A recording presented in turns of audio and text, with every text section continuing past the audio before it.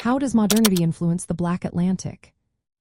Have you ever thought about how modernity shapes cultural identities?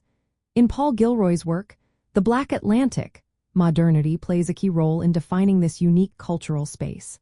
It frames the Black Atlantic as a counterculture that challenges traditional Western notions of progress.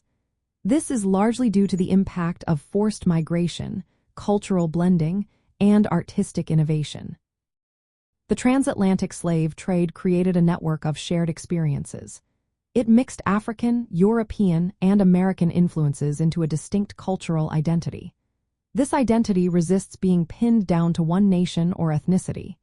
Instead, it forms a fluid, transnational consciousness. You can see this reflected in literature and music, where the blending of cultures creates something entirely new. In poetry and prose, modernity's influence shows up through themes of displacement and duality.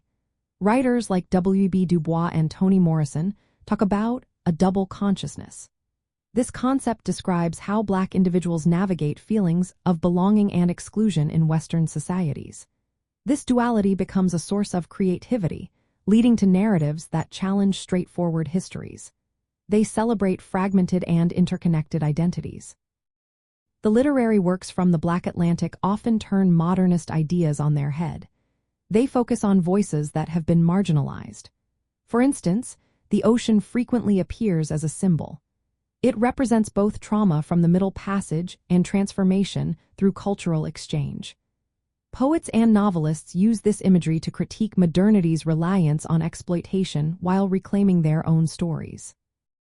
Musical genres like jazz, blues, and hip-hop illustrate this dynamic too. These styles mix oral traditions with modern elements, creating rhythms and lyrics that express resistance and resilience. In literature, similar techniques emerge. Writers use nonlinear timelines, code switching, and multiple languages, reflecting the adaptive strategies of Black Atlantic communities. Studying these texts shows that modernity is not just a European concept. It is a contested space shaped by global interactions. For content creators, focusing on specific poems or passages that contrast tradition and innovation can highlight this tension.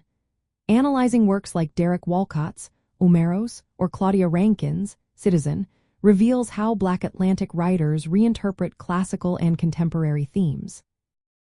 By centering the cultural production of the Black Atlantic, we can see modernity as a collaborative process. It is often contradictory, where marginalized groups actively reshape dominant narratives.